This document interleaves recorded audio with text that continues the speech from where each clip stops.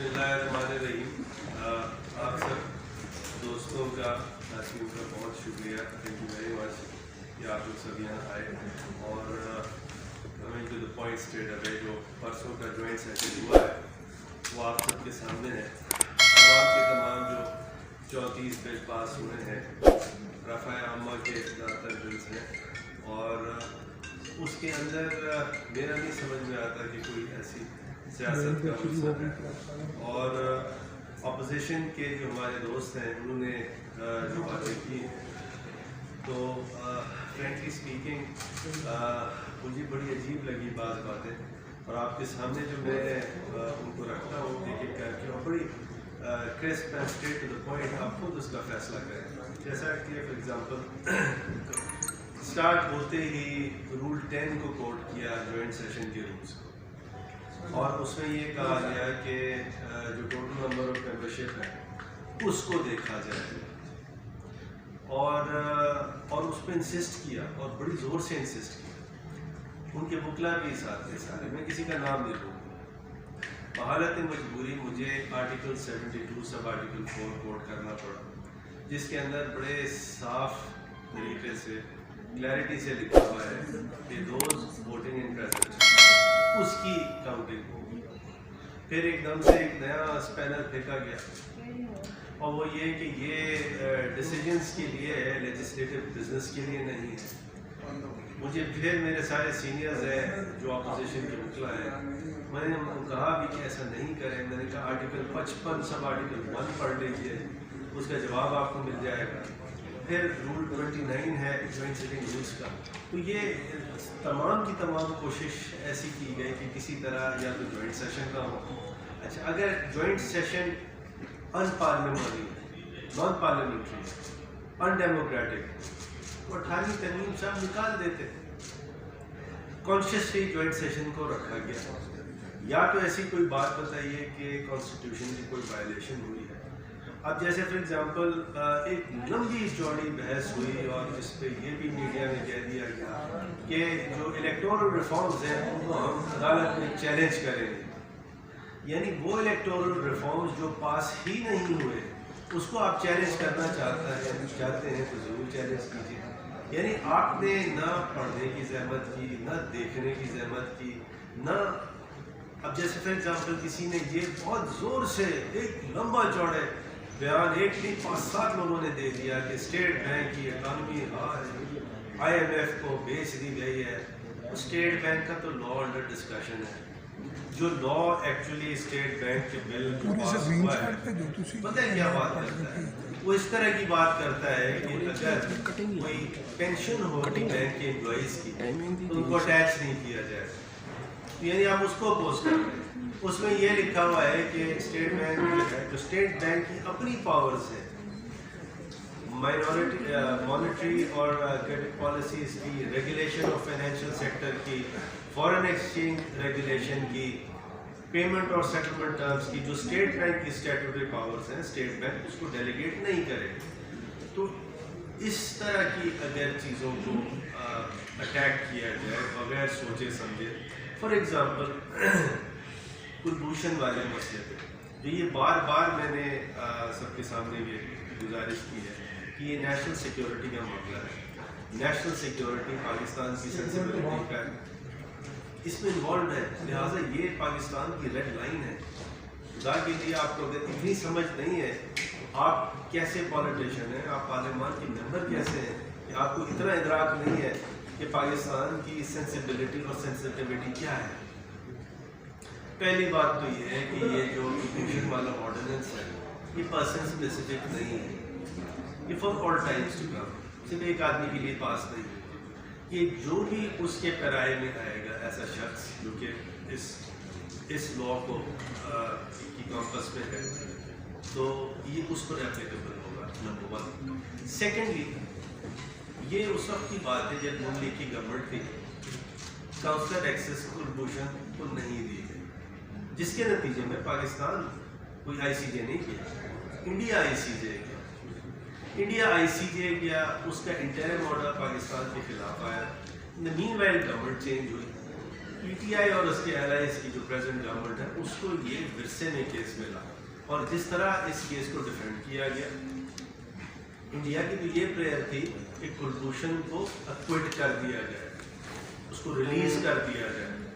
وہ prayer reject کی ہے آئی سی جے. ٹو دیٹ ایکسٹینٹ پاکستان یہ کیس جیت چکا ہے. کاؤنسلر ایکسیس کی جو بات ہے, کاؤنسلر ایکسیس کے بعد جو ایگزیکٹ ورڈز ہیں وہ کہاں لکھے ہیں؟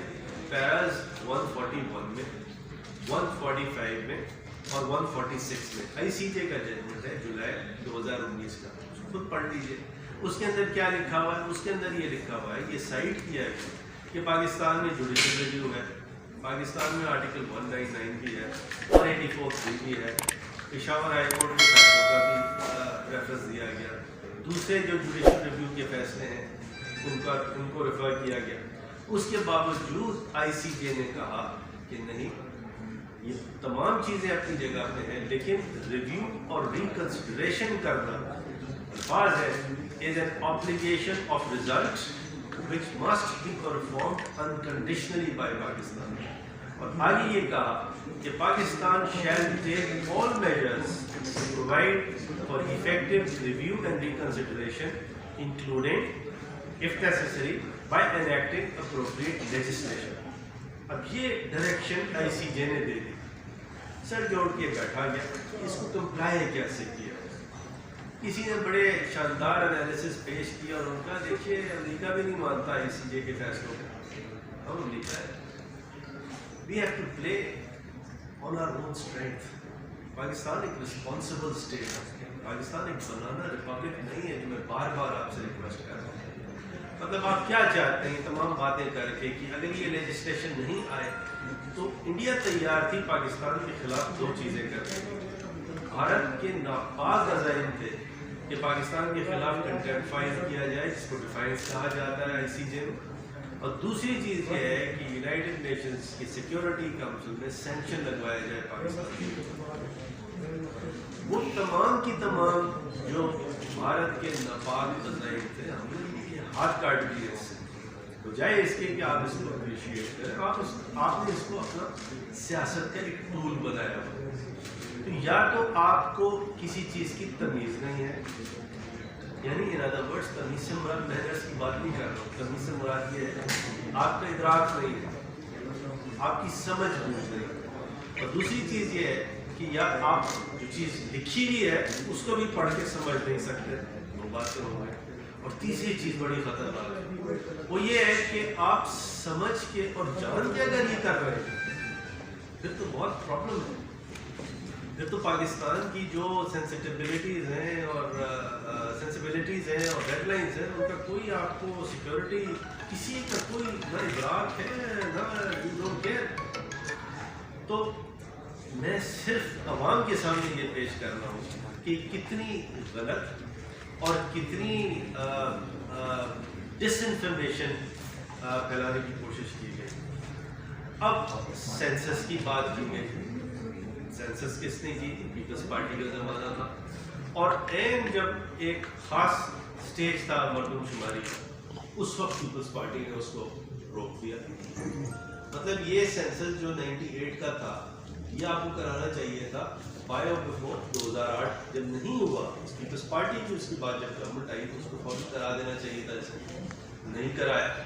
اور اس کے بعد جب یہ ایک رزلٹ آیا جس کو بڑی زور سے متحدہ قومی موومنٹ پاکستان نے ریجیکٹ بھی کیا, پٹیشن بھی فائل کی, اور یہ اس وقت کی جب گورنمنٹ تھی MLN کی, اس سے کہا کہ اچھا جی آپ ایسا کریں کہ 5% کا آپ ایک آڈٹ کرا دیں. وہ انہوں نے بات ہماری مانی, لیکن اس کے بعد اس کو ریویو کر دیا, ریکال کر دیا, ریکینٹ کر دیا, اپنی باتوں سے آپ پھر گئے اور آپ نے کہا ہم یہ 5% آڈٹ نہیں کرائیں گے. جب نئی حکومت آئی تو اس سے مطالبہ یہی تھا, پورے سندھ کا مطالبہ یہی تھا, چاہے وہ کراچی ہو, انٹیریئر سندھ ہو, اس کا مطالبہ یہی تھا کہ یہ دوبارہ سینسس کرایا جائے. بلوچستان کا مطالبہ تھا. اور اب یہ ڈیسیجن لیا جب جا چکا کہ یہ آپ کے پاس دو آپشن تھے. ایک آپشن تو یہ تھا کہ آپ کہتے ہیں یہ سینسس کو ہم انویلیڈیٹ کر دیتے ہیں. انویلیڈیٹ کرتے تو اس کے کانسیکوینسز تھے, تو بجائے اس کے کہ آپ اس کو انویلیڈیٹ کریں، ایک safer course the larger national interest میں یہ تھا کہ آپ A S A P as soon as possible نیا سینسس کریں. اور یہ نیا سینسس انشاءاللہ ہونے جا رہا ہے کیسے؟ الیکٹرانکلی، ماڈرن ڈیوائسز اس میں یوز ہوں گے. دیکھیں کوئی بھی چیز ہمیشہ 100% نہیں ہوتی ہے، لیکن نیت ایک تو صحیح ہونی چاہیے اور جو بھی بیسٹ طریقے ہیں، بیسٹ پریکٹسز ہیں، ان کو اڈاپٹ کرنا چاہیے. اس کے بعد حیدرآباد یونیورسٹی، مجھے تو واقعی اس بات کی سمجھ نہیں ہے کہ ہمارے بھائی پیپلز پارٹی والے وہ یہ کہتے ہیں کہ حیدرآباد میں یونیورسٹی نہیں ہونی چاہیے. مجھے آج تک سمجھ نہیں آیا کیا وجہ ہے، جبکہ ہمارا یہ موقف ہے کہ سندھ ہو، پورا پاکستان ہو، جگہ جگہ ایجوکیشنل انسٹیٹیوشنز ہوں، یونیورسٹیز ہوں، اور ہر جگہ تعلیم کا ایک معیار ہو اور تعلیمی ادارے ہوں. اس کے ساتھ ساتھ ایک جو اینٹی ریپ اور مسلم لا کی جو بلز آئے ہیں، دوسرے بلز آئے ہیں، اس پہ پارلیمنٹری سیکرٹری صاحبہ اپنا اظہار خیال کریں. لیکن میں آپ سے یہاں بیٹھ کے صرف اور صرف بات کروں کہ دیکھیے اگر تو سچ پر آپ بات کریں، فیکچولی آپ بات ایسی رکھیں کہ جو درست ہو، پھر آپ کے لیے رائٹ ہے آپ اس کی تنقید کریں جس طرح آپ چاہیں تنقید کریں. سیکنڈلی بعض ریڈ لائنس ہیں، پلیز اس کو دیکھیں اور اس کو پار نہ کریں. Thank you very much. Parliamentary secretary صاحب سے میں گزارش کروں گا کہ تھوڑا سا اینٹی ریپ بلز اور مسلم لا پہ جو امینڈمنٹس آئی ہیں اس پہ تھوڑا سا جی بہت شکریہ صاحب. بسم اللہ الرحمن الرحیم. سب سے پہلے تو ہم پاکستان کی عوام کو مبارکباد پیش کرنا چاہتے ہیں کہ پاکستان تحریک انصاف کی حکومت نے وزیر اعظم عمران خان کی سربراہی میں اپنے اتحادیوں کے ساتھ مل کر پاکستان کے اندر تاریخی قانون سازی کی ہے. پاکستان تحریک انصاف نے اپنے منشور کے اہم جز کو آگے بڑھایا ہے. ہمارا پاکستان کی عوام کے ساتھ وعدہ تھا کہ ہم ایسی قانون سازی کریں گے اور ایسا نظام عدل جو ہے اس کی سنگ بنیاد رکھیں گے جس کے اندر عام آدمی کے جو حقوق ہیں ان کی پاسداری ہو. پاکستان کے آئین کے اندر جو بنیادی حقوق دیے گئے ہیں ہم نے ان کو آگے بڑھایا ہے. اپوزیشن کی مختلف رہنماؤں کو میسج دینا چاہتے ہیں کہ ناقدین کی جو باتیں تھیں اور جتنی قیاس آرائیاں تھیں وہ دم توڑ گئی. جس قسم کی چالیں آپ نے چلیں اور جو شطرنج کا کھیل آپ نے کھیلا اس کے اندر ہم نے آپ کو چیک میٹ کیا. ہم نے حکمت سے وزیر اعظم عمران خان کی سربراہی میں بہترین قانون سازی کی ہے. پاکستان کی عوام کو دکھایا ہے کہ حکمت سے اور اچھے عزائم کے ساتھ آپ کسی بھی چیلنج کا مقابلہ کر سکتے ہیں. اب میں اینٹی ریپ لاز کے اوپر بات کروں گی. اینٹی ریپ لاز کو ہم پاس کروانے پارلیمان کے اندر لے کر ہی کیوں آئے؟ کیونکہ جو پہلے نظام تھا اس کے اندر سکون تھا، اس کے اندر خلا تھا، اس کے اندر کچھ ایسی پیچیدگیاں تھیں جس کی وجہ سے پاکستان کے بچے، بچیوں اور خواتین کو ریپ اور سیکشل وائلنس کے کیسز کے اندر انصاف نہیں مل رہا تھا. ایک بار پھر وزیر اعظم پاکستان کی جو دورست سوچ ہے اس خراج تحسین پیش کرتے ہیں کہ ان کی ہدایت کے اوپر، ان کی کاوش کے اوپر اور ان کی دورست سوچ کی وجہ سے آج ہم اس قانون کو پاکستان کے پارلیمان سے پاس کرانے میں کامیاب ہوئے ہیں. ساتھ ساتھ ہمارے ساتھ وزیر قانون بیٹھے ہیں، یہ ہمارے اتحادی ہیں جس محنت سے اور جس بہترین طریقے سے انہوں نے ایک بہت ہی اچھا قانون بنایا. ان کی حکمت عملی جو ہے